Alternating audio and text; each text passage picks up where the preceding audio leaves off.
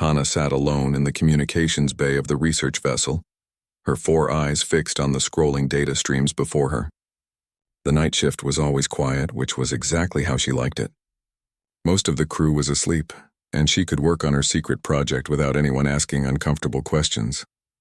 She pulled up another file from her personal collection. This one showed an image of ancient Earth, a blue and green planet that supposedly destroyed itself 800 years ago. The humans who lived there were now nothing more than stories. Cautionary tales told to young students about the dangers of violence and poor choices. But Hana didn't believe the stories were complete. Something about them felt wrong. Her pale blue fingers moved across the console as she reviewed the signals she had collected over the past 3 years.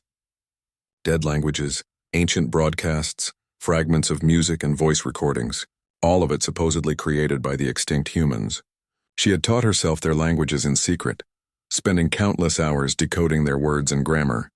The other Velthrons thought she was wasting her time. Her supervisor, Captain Velrus, had told her more than once to focus on current coalition matters instead of chasing ghosts. But Hana couldn't stop. The humans fascinated her in a way nothing else did. She adjusted her headset and continued scanning the frequencies. The ship was currently near the edge of the void barrier, a region of space that no vessel had ever returned from. It was restricted territory forbidden by coalition law. Ships that entered simply vanished, their signals cutting off as if they had never existed. The official explanation was natural phenomena, dangerous radiation, or spatial anomalies. But Hana had read the old reports, the ones buried deep in restricted archives. The void barrier had appeared exactly 800 years ago, right around the time humanity supposedly went extinct. The timing seemed too perfect to be coincidence. A soft ping interrupted her thoughts. Her scanner had detected something unusual. Hana leaned forward, her heart beating faster. The signal was faint, barely distinguishable from background radiation, but it was there. And it was coming from inside the void barrier. She quickly isolated the frequency and ran it through her analysis programs. The pattern that emerged made her breath catch in her throat. Mathematical sequences, binary code, and what looked like linguistic markers. The structure was unmistakable. This was human technology. Hana's hands trembled as she worked to clean up the signal. It took nearly an hour of careful filtering, but finally she managed to extract a clear message. The words appeared on her screen in ancient Korean script, followed by English translation. "This is KRSV Indomitable. We are returning home. Do not approach with hostile intent." She read it 3 times to make sure she wasn't hallucinating. KRSV. Korean Republic Space Vessel. The message was repeating on a loop, broadcasting continuously into space. Humans weren't extinct. They were out there somewhere beyond the void barrier, and now one of their ships was coming back. Hana immediately recorded everything, copying the signal and its coordinates to her personal storage. Her mind raced with possibilities. Should she report this to Captain Velrus? Should she investigate further first? If she reported it now without more evidence, they would dismiss it as equipment malfunction or her imagination. She needed proof. Real, undeniable proof. The communications console chimed softly, making her jump. She had been so focused on the human signal that she hadn't noticed the time. Morning shift would begin in 30 minutes, and the bay would soon fill with other officers. Hana closed out her programs and encrypted her findings. She couldn't let anyone else see this yet, not until she knew more. As she prepared to leave, she glanced back at the screen one more time. The signal was still there, still repeating its message. A human ship was coming. After 800 years of silence, after centuries of being told they were nothing but myths and warnings, the humans were returning. She thought about what this could mean. The coalition had built its entire modern structure on the belief that humans were gone. Entire political systems, trade agreements, and territorial claims had been established in the absence of humanity. If they came back, if they wanted their old territories or their home system, everything would change. And what about Earth itself? The Sol system was now a Veltron agricultural colony, home to billions of her people. Would the humans want it back? Would they fight for it? Hana left the communications bay and walked through the empty corridors toward her quarters. She passed windows showing the distant stars, each one representing worlds and civilizations that had never known humanity except as stories. Tomorrow, she would find Taman. He was a junior pilot, one of the few people on the ship she trusted. He owed her a favor from when she had covered for him during a navigation error last month. More importantly, he was curious like her, always ready for adventure. She would convince him to take a scout ship to those coordinates. They would go to the edge of the void barrier and see this human vessel for themselves. If it was real, if humans truly were returning, then the galaxy needed to know. But a small voice in the back of her mind whispered warnings. What if the humans were angry? What if they knew what had really happened to them 800 years ago? What if they came back seeking revenge? Hana pushed those thoughts aside. She had spent years studying human culture, their art, their music, their literature. Yes, they could be violent. Yes, their history showed countless wars and conflicts. But they were also capable of incredible beauty, of kindness, of sacrifice for others. She wanted to believe they could be reasoned with. She wanted to believe that 800 years had changed them, made them wiser. As she entered her quarters and lay down on her sleeping pad, Hana stared at the ceiling. Sleep wouldn't come easily tonight. Her mind kept returning to that message, those simple words that changed everything. We are returning home. The humans were coming back, and Hana would be one of the first to meet them. She just hoped the galaxy was ready for what that meant. Taman looked at Hana like she had lost her mind. They were standing in the small pilot briefing room, empty except for the two of them. She had just finished explaining what she wanted him to do. You want me to steal a scout ship? He said slowly. Fly it to the most dangerous region of space in the entire sector, and investigate a signal that probably doesn't exist. Do I have that right? Hana crossed her arms. I'm not asking you to steal it. Just borrow it for a few hours, and the signal definitely exists. I have the recordings. Recordings can be faked. Equipment malfunctions happen all the time near the void barrier. Taman ran a hand through his dark hair. Hana, if we get caught doing this, they'll throw us in detention for a month, maybe longer. They won't catch us if we're fast. She pulled out her data pad and showed him the signal analysis. Look at this. These patterns are human. I've studied their technology for 3 years. This is real, Taman. He studied the data for a long moment. Hana could see the conflict in his expression.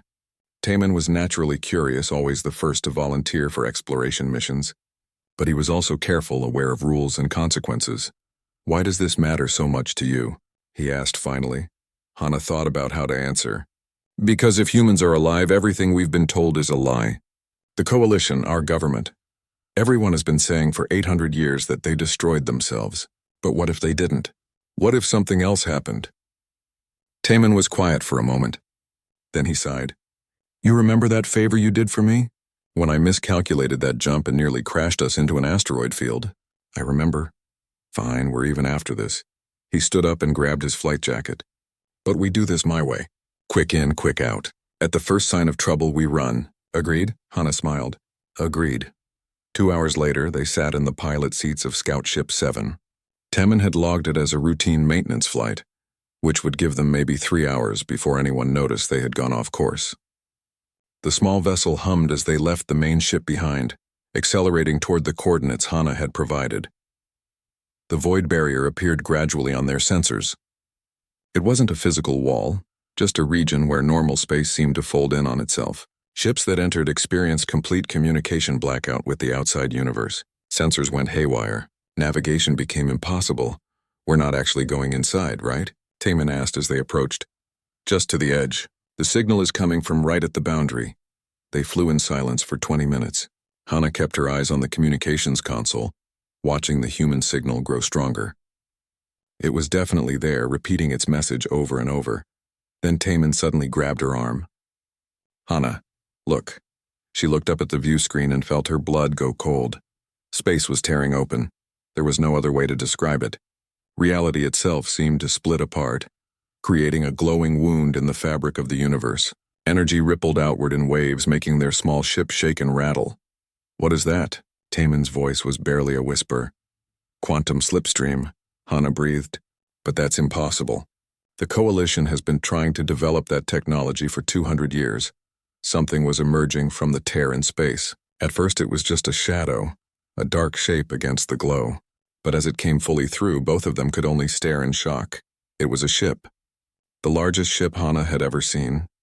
The vessel was easily 3 times the size of their research ship, maybe more. Its hull was dark gray with strange markings along the sides. The design was sleek and predatory, like a shark moving through water. Weapons covered its surface, more weapons than Hana could count. This was clearly a military vessel built for war, but it was beautiful too.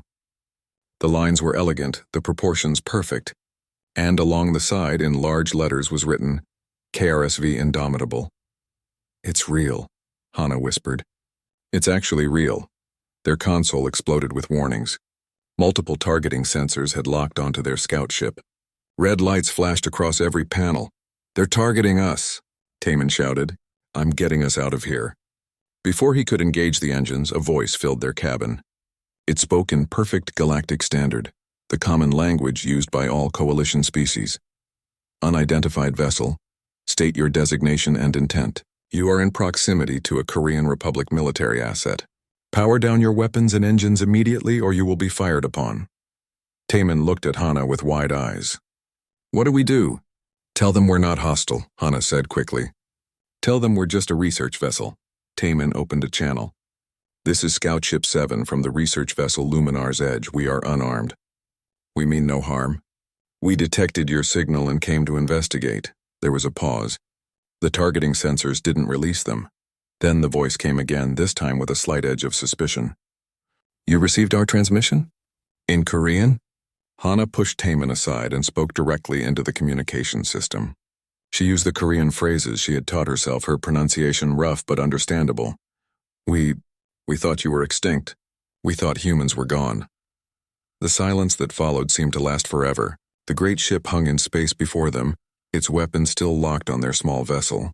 Hana could see smaller details now, the way light reflected off its armor, the subtle glow of its engines. Finally, the voice responded. This time it sounded different, more careful. This is Commander Minho of the KRSV Indomitable.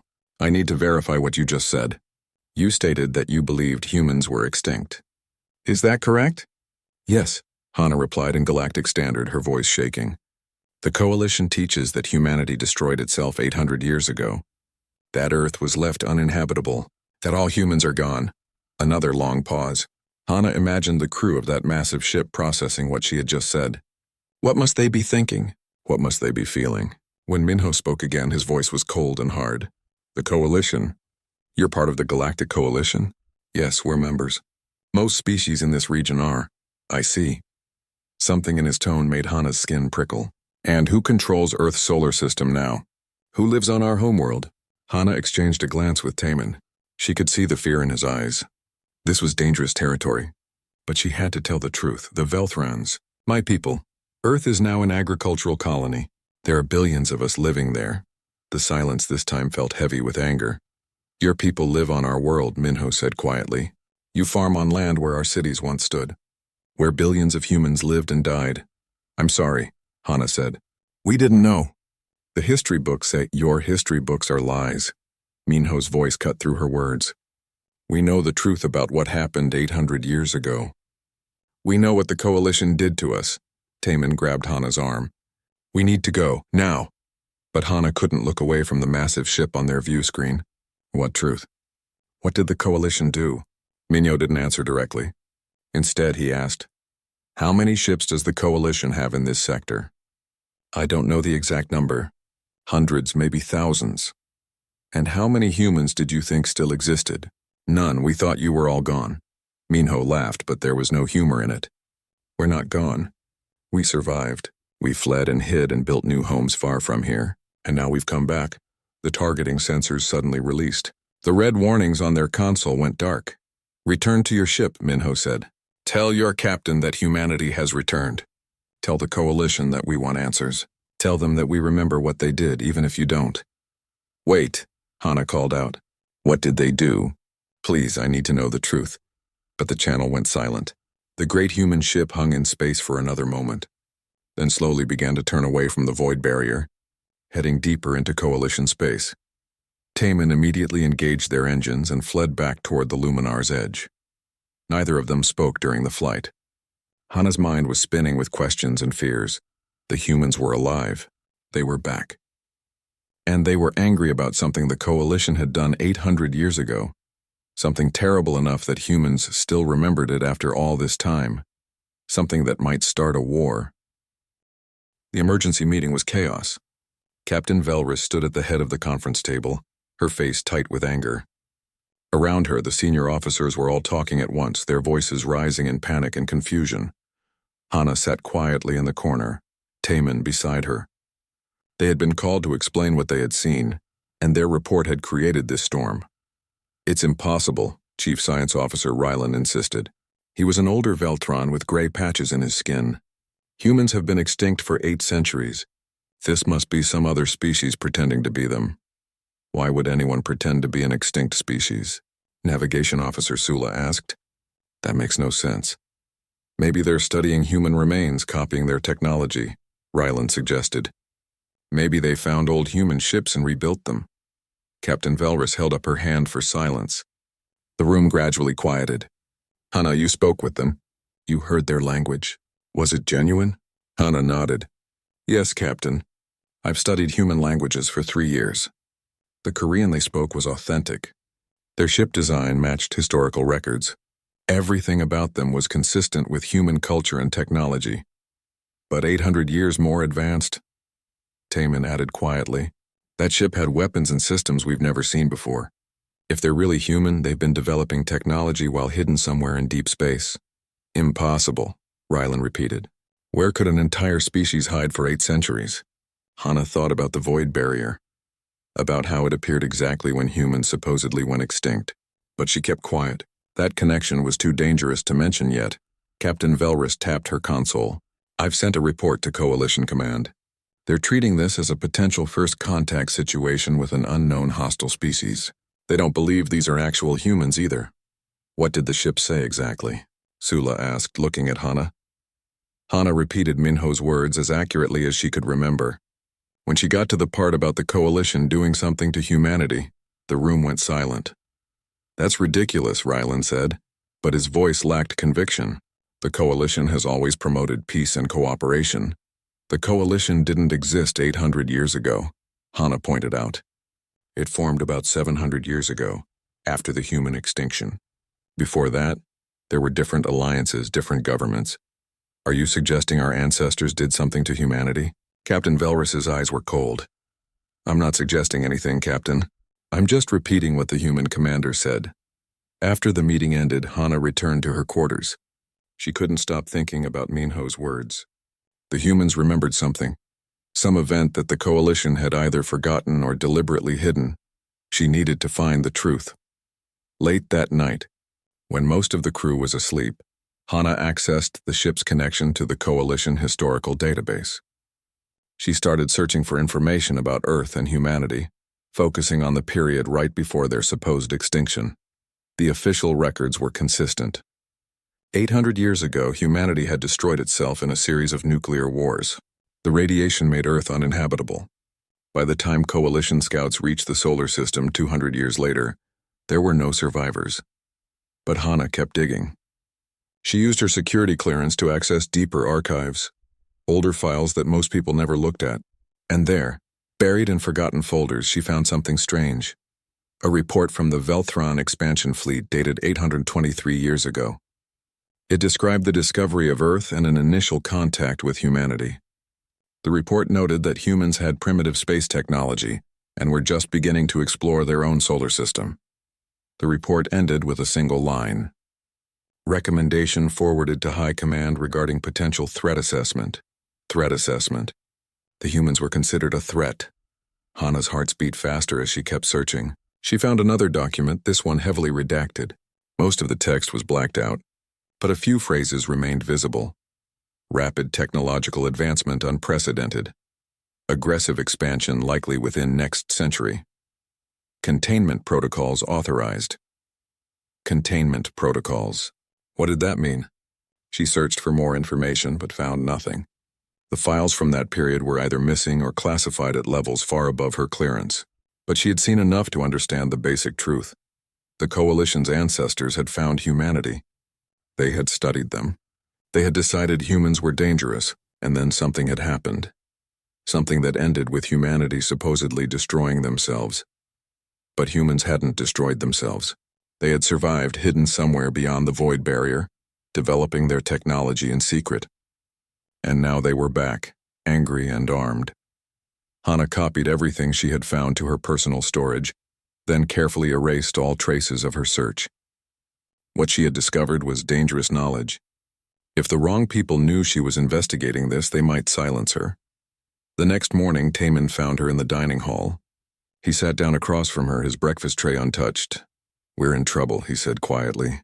"Captain Velrus is reporting us to Coalition Security for violating restricted space protocols. They're sending an investigation team. How much trouble? Detention, probably. Maybe worse if they decide we endangered the ship." He leaned forward. "Hana, what's really going on? Why did those humans say the Coalition did something to them?" She wanted to tell him what she had found, but the dining hall was too public. "Not here. Meet me in Cargo Bay 3 tonight." Meanwhile, aboard the KRSV Indomitable, Captain Jiwan sat in her command chair and watched the tactical display. Her ship was alone, deep in enemy territory, surrounded by species who thought humans were extinct. Commander Minho stood beside her. "Captain, we're receiving multiple transmissions from nearby Coalition vessels. They're demanding we identify ourselves and state our intentions. Ignore them for now." Jiwan studied the star map. Ahead of them, marked in red, was the Sol system. Earth, humanity's birthplace, now occupied by aliens. "What are your orders, Captain?" Minho asked. Jiwan was quiet for a long moment. She thought about the mission briefing they had received before entering cryosleep 200 years ago. The Andromeda colonies had sent them to scout Earth, to see if it was habitable again, to determine if humanity could reclaim their ancestral home. Nobody had expected to find a thriving alien empire living there. "How many Coalition ships are in this sector?" she asked. "Sensors show approximately 40 vessels within a day's travel. Most are civilian or research vessels, but there are at least 8 military cruisers." "And how many ships does the Coalition have total?" "Unknown, Captain. But based on the size of their territory, we estimate thousands." Jiwan nodded slowly. One ship against thousands. But the Indomitable wasn't just any ship. It carried technology developed over 8 centuries of desperate survival. Weapons that the Coalition had never seen, defenses that their scanners couldn't penetrate. But could one ship fight an entire empire? "Communications Officer Sora," Jiwan called out. "Prepare a transmission to Coalition Command.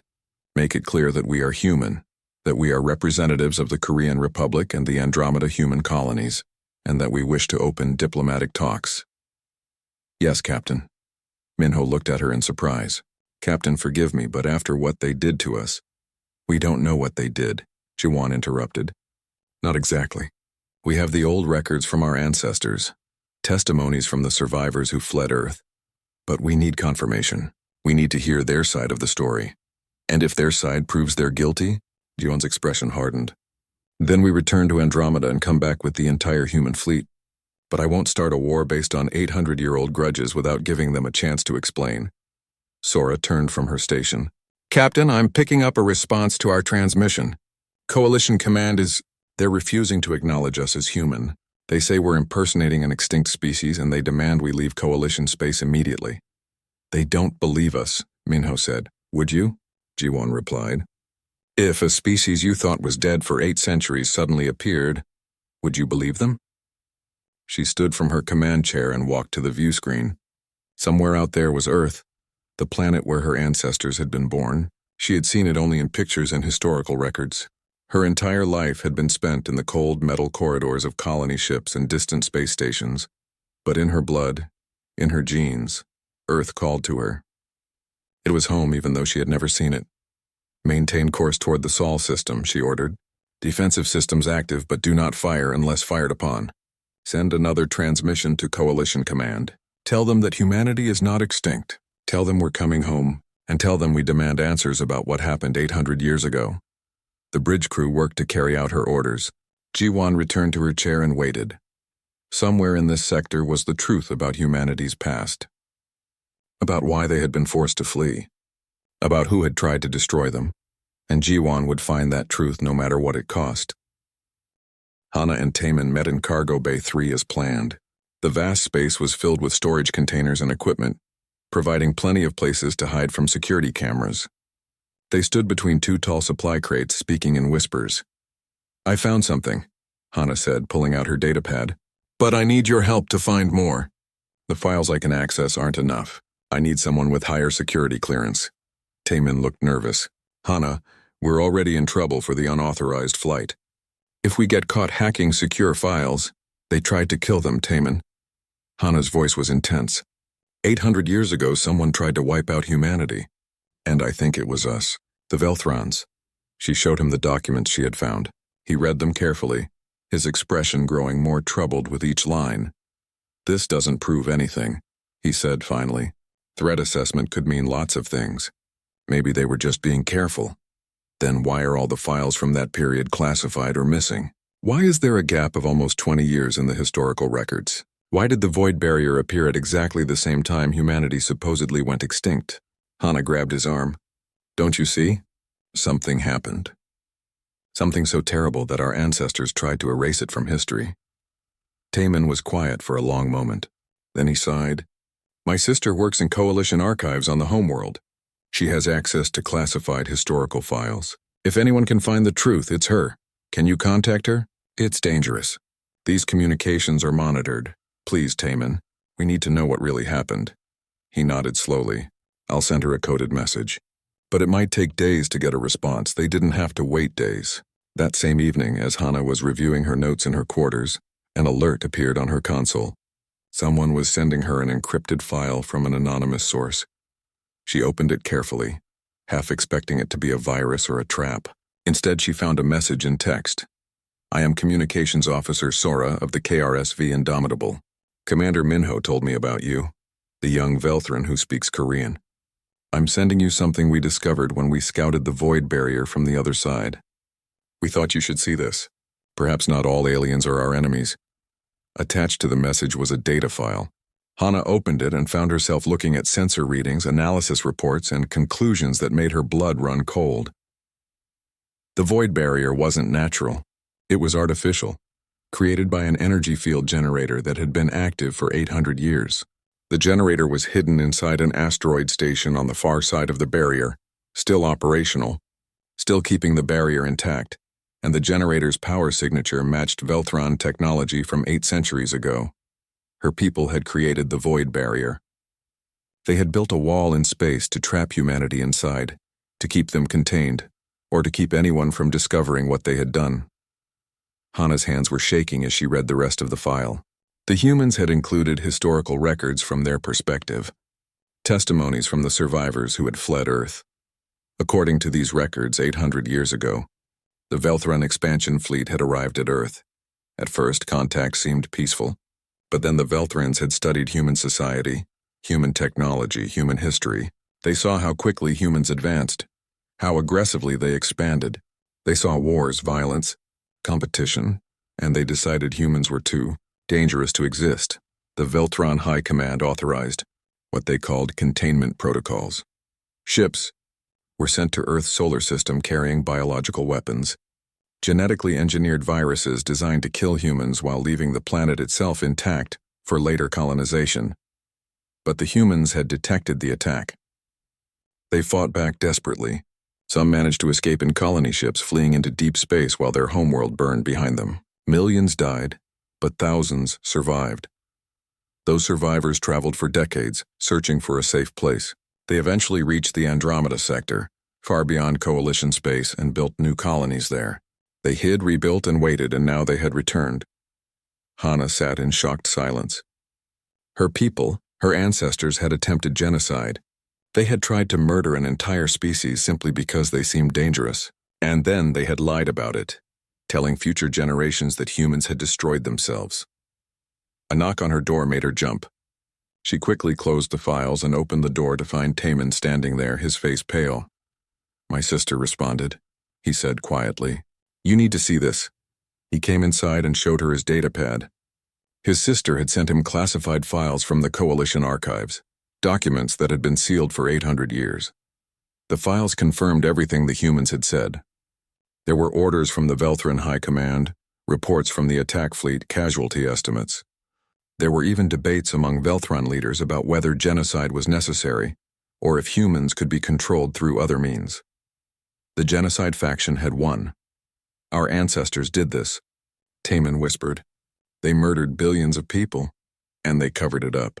Hana pointed to another document. Look at this. After the attack, they created the void barrier to hide what they'd done. Then they spread stories that humans had destroyed themselves. By the time the coalition formed, everyone believed the lie. What do we do? Taman looked lost. If this gets out, if other species learn what the Velthrans did, there could be war.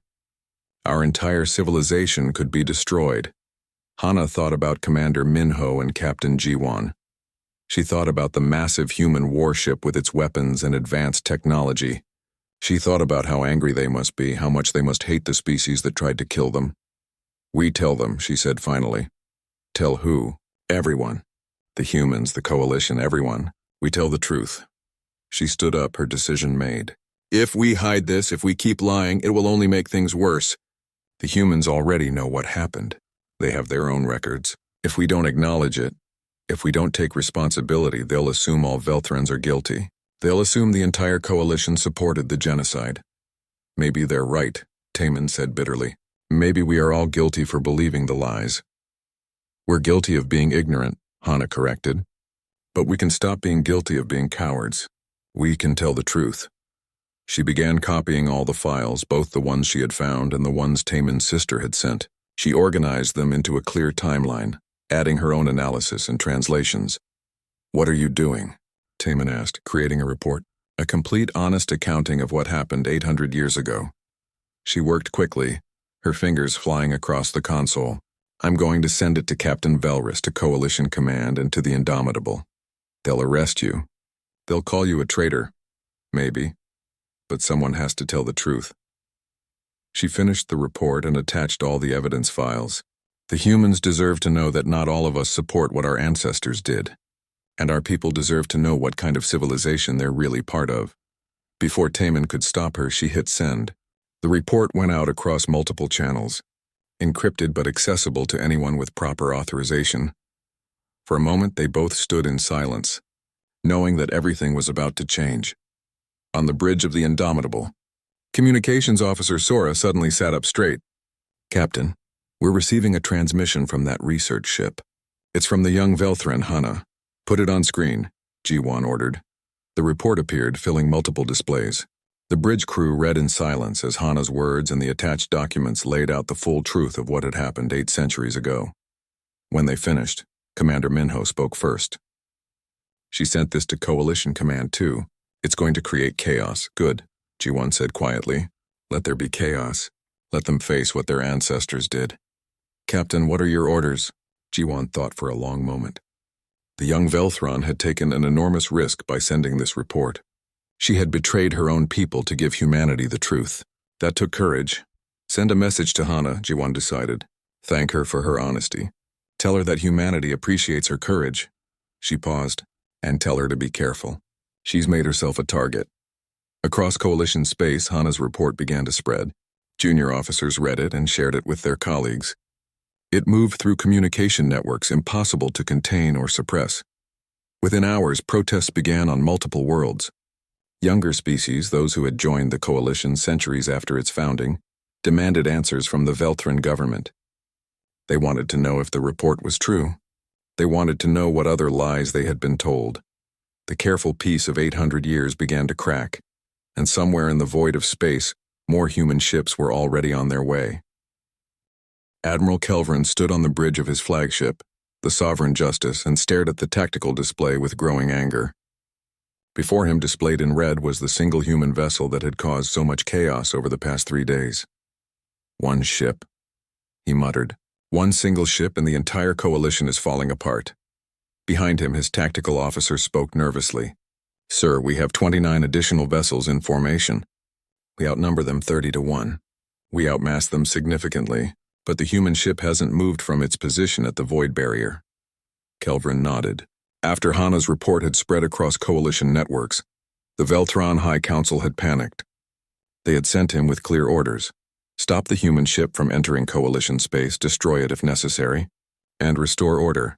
The problem was that nobody knew what the human ship was actually capable of. Have they responded to our hails? Kelvin asked. No, sir.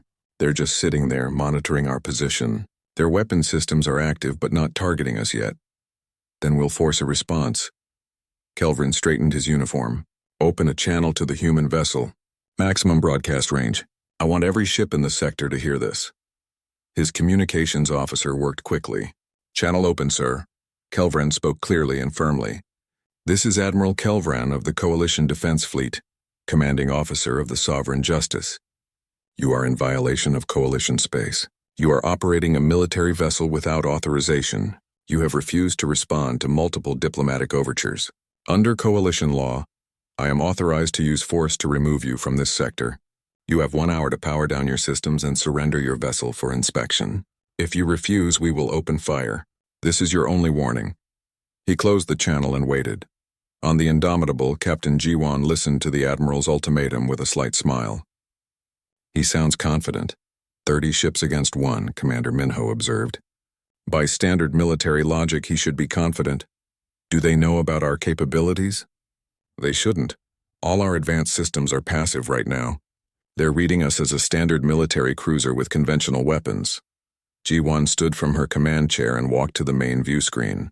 The Coalition fleet was arranged in a standard attack formation. Powerful but predictable.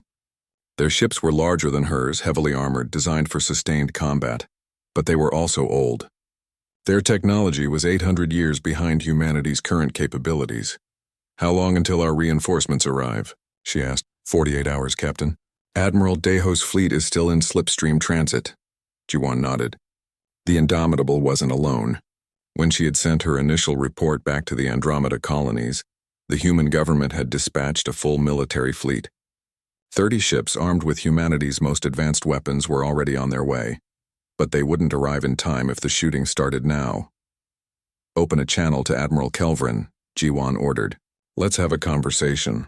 The Admiral's face appeared on screen. He was an older Veltron, his pale blue skin marked with the darker patterns of age. His expression was stern and unyielding. I am Captain Ji-1 of the Korean Republic space vessel Indomitable. I received your ultimatum, Admiral. Then you understand your situation, Kelvin replied. Surrender your vessel and this can end peacefully. I appreciate the offer, but I must decline. This ship represents the sovereign territory of the Korean Republic and the human colonies of Andromeda. We will not surrender to the species that attempted to genocide our people. Kelvin's expression didn't change. That was 800 years ago. Whatever happened then, it has nothing to do with the current situation, doesn't it? Ji-1's voice was calm but cold. Your ancestors tried to murder us. They released biological weapons on our world. They killed billions of people, and then they lied about it for 8 centuries. Tell me, Admiral, did you know the truth before that young Veltran's report? For just a moment, Kelvin's confident expression flickered. The historical records were classified. You didn't know, Ji-1 said. You believed the lies just like everyone else. But now you do know. Now everyone knows. So I ask you, Admiral, do you really want to finish what your ancestors started? Do you want to be the one who fires the first shot in a war that could destroy both our species? You're outnumbered 30-1, Kelvin said, recovering his composure. You cannot win this engagement, can't I? Ji-1 smiled. Would you like a demonstration? Before Kelvin could respond, Ji-1 gave a subtle signal to her tactical officer. Activate quantum barriers. Show them what 800 years of advancement looks like. The Indomitable's hull suddenly shimmered with a blue-white glow. Energy fields formed around the ship, visible to the naked eye, rippling like water. On the Sovereign Justice, alarms began screaming. The tactical officer stared at his console in confusion. Admiral, their defensive systems just activated. Our targeting sensors. Sir, we can't get a lock. Our weapon systems are showing 0% hit probability. Kelvin's eyes widened. What kind of shielding is that? Unknown, sir. Our scanners can't penetrate it. It's like they're not really there. Ji-1's voice came through the communication channel, still calm. These are adaptive quantum barriers. They shift their frequency faster than your weapons can adjust. Your missiles, your energy beams, even your kinetic weapons won't touch us. But here's the interesting part. The Indomitable fired once. A single pulse of electromagnetic energy lanced out from its forward array, traveling faster than the Coalition ships could react. It struck 3 of the nearest vessels simultaneously. On those ships, every system went dark. Power failed, weapons went offline, life support switched to backup. The ships went dead in space, floating harmlessly, Those ships are now disabled, G1 explained. Their crews are safe. Life support will maintain them for weeks. But they're no longer combat effective. I can do that to your entire fleet, Admiral. I can leave you all floating helpless in space without killing a single person. Or if you force me to, I can do much worse. The communication channel was silent. Kelvin stared at the tactical display showing 3 of his ships suddenly going dark. One shot, 3 ships disabled, and the human vessel was still just sitting there, seemingly unconcerned. Before he could formulate a response, his communications officer called out, "Admiral, we're receiving another transmission. It's coming from the Luminar's Edge, the research vessel."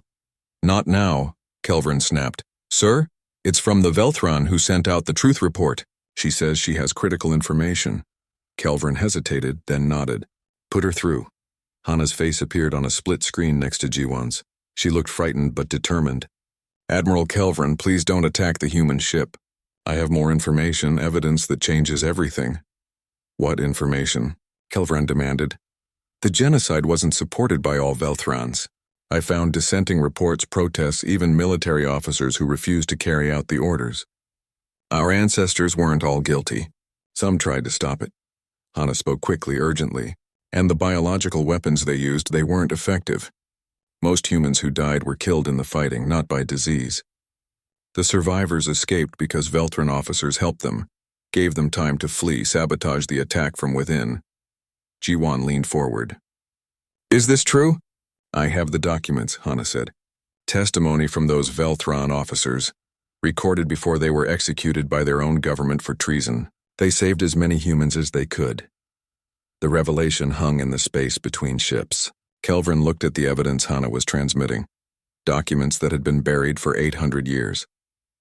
"Some of your ancestors were heroes," G1 said quietly. "They chose to save us instead of following evil orders. They gave humanity a chance to survive." Kelvin read the reports in silence. His tactical officer whispered, "Sir, 3 more ships have powered down their weapons. The crews are refusing to fight."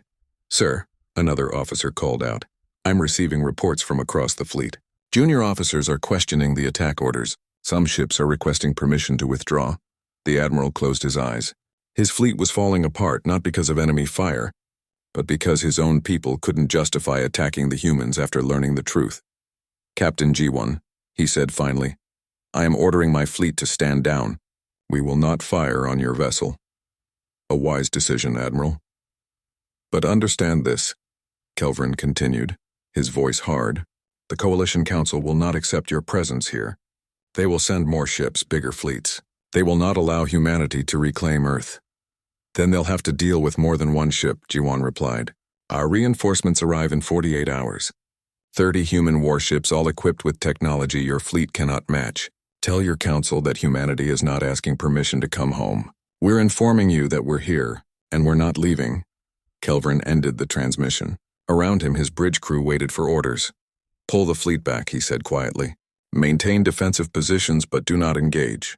I need to report this to the council." As the coalition ships withdrew, Hana let out a breath she hadn't realized she was holding. Taman, standing beside her in the communications bay, put a hand on her shoulder. "You did it," he said. "You stopped a war, on